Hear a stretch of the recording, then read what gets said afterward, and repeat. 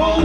Don't get, and I'ma show you what the mini do. Everybody killer, anybody cool, thugged out, get the drug route. Elbow to peace, snake to snake, bang machines. Believe me, I'm really. How long have I been in the music scene? I would say I've probably been in it for about 13 years. You know what I mean? I started off junior high school, you know what I mean? I was into that little rap scene thing. Back then it was making me popular.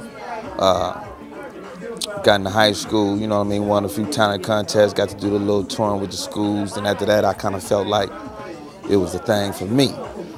You know what I mean? Around about that time, you know, I hooked up with Master P, Richmond, California. That's where I'm from, South Side, born and raised. I was putting it down out there, you know.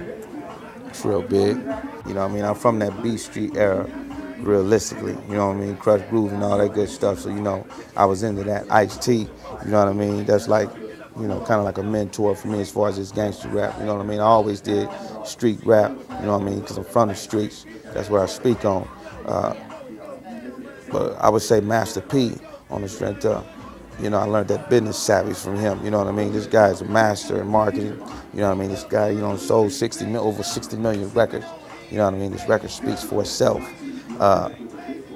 You know what I mean? With him, I learned how to interact with the people as far as when you're passing out flyers and all. It's not just about putting flyers in people's hands. It's about selling yourself. And that's what I would tell any young, aspiring, you know, rapper or entertainer that's trying to get in this business. They need to think about not just selling the music, but selling themselves, you know what I mean? Because if the people like you, they're gonna appreciate your music. Get to know the individual, get the name, get the number, get their email. Let's set up some kind of way to contact them so that we can follow up. You see what I'm saying?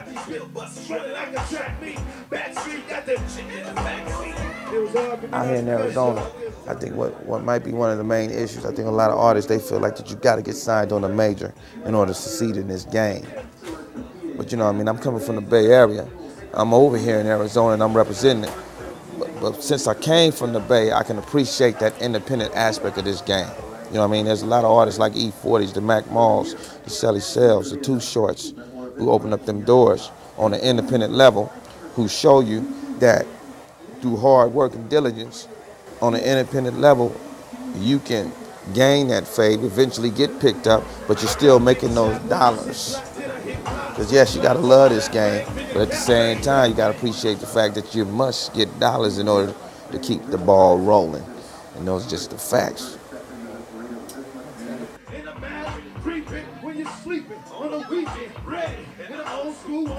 Well, I would say probably my grandmother, you know what I mean? She was a real big influence to me, you know what I mean? Growing up, you know what I mean? I was kind of a little screw a little bit, kind of scatterbrains out. That's what the teacher called me because I was always writing them lyrics. And, you know what I mean? Even though it would seem like I wasn't going to be able to get it together, she would always say, you know what I mean? You need to balance it out. You need to think about your school, and at the same time, you can try to pursue whatever goals you're trying to do as far as this music and entertainment. So she influenced me because when it seemed like when nobody was believing, she was believing, you know what I mean? And when I did get that opportunity to work with P, you know what I mean, she was like, go for it, go knock it down. And as a result, you know what I mean, it became a success story.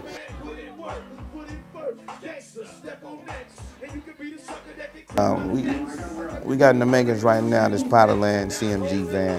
And what we're gonna do with that is we're gonna throw a lot of activities for the kids. We just did Superior, we're doing Yuma, we're gonna do Douglas, Miami.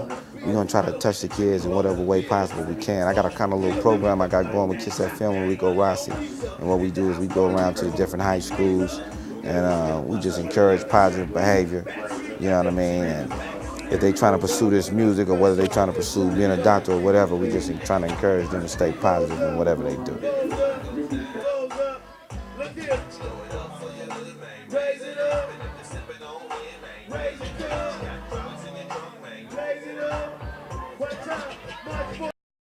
To me, coming out here to Arizona, it was a big risk.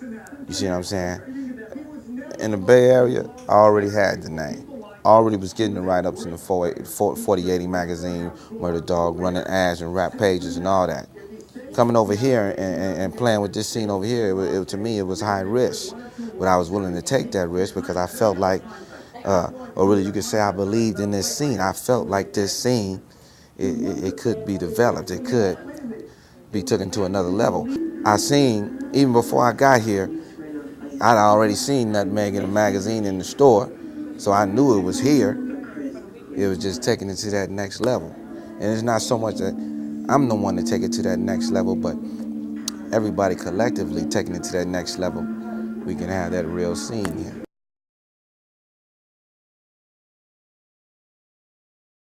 Well, right now I'm working with Chiz Ned, Shogun, Peaches and Cream. That's over at 1100 a.m. On Wednesday nights, I kind of handle the local show. You know what I mean? And what we do is we showcase all the local artists out here in Arizona. So what I'm trying to do is push people to the point where they're focusing and getting in that right direction so they can get on a professional level with it. And what I try to do is to encourage the local rappers to run commercials, do quality music, do quality recording. You know what I mean? Push your skills to the limit. You'll see some results. And as far as the radio, a lot of people, they try to focus real tough on that radio. That 1100 AM radio, that's real important, but as far as the Power 92s and the Kiss FM, as beneficial as they are, I think that as an artist, you should think about the streets and focus on the streets first. Because if you get that streets, when the radio turn your back on you, you still got the streets. People like the Scarfaces and all them, they don't got the radio, they got the streets. That hardcore audience that continues to buy their record repetitively. And I think if everybody was to focus on the streets, then they'll win. In the Bay Area, and I'm not trying to so much compare this to the Bay Area, but in the Bay Area, when you driving down the street, there's posters on everything. And I keep putting my hands up, but it's posters on everything. There's stickers on everything. There's stickers all over the gas station, the E40, myself, or whoever. You know what I mean? On everything. So the people, the audience, they can't miss it. That's the difference here. It's too clean. The streets so clean. You don't see that. People not promoting like that. And I think that if we come out here and put the foot down and mash on this situation and show that this is the way that you have to promote in order to succeed.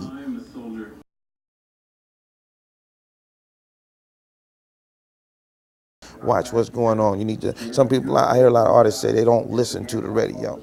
You know what I mean?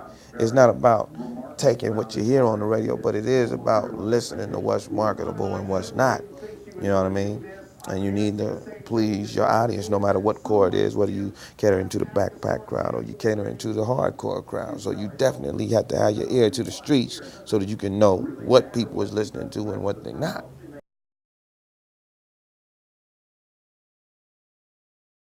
You know, back in the day, you had the Dr. Dre's, you had your E40s, you know, you had your Tupac, you had your Far Side, alcoholics. I think we need to increase it. We need to create that variety all over again and have it coming from all different angles instead of just saying that if it don't come from Dr. Dre, then it's no good. If it's not Snoop, then it's no good. I think that's what the problem is with the West Coast. You know what I mean?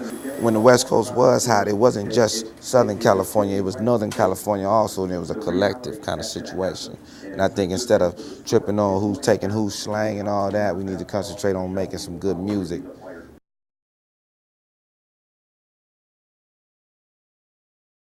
Is it really believable? You know what I mean? A lot of these rappers nowadays, they don't make believable material, and that's why the streets is not biting. You know what I mean? I think a problem that a lot of artists may have is trying to portray images that that's not really them. I think if you be true to yourself, then you know what I mean. Then the streets will respect you. You know, there's a room for a lot of growth out here. You know what I mean?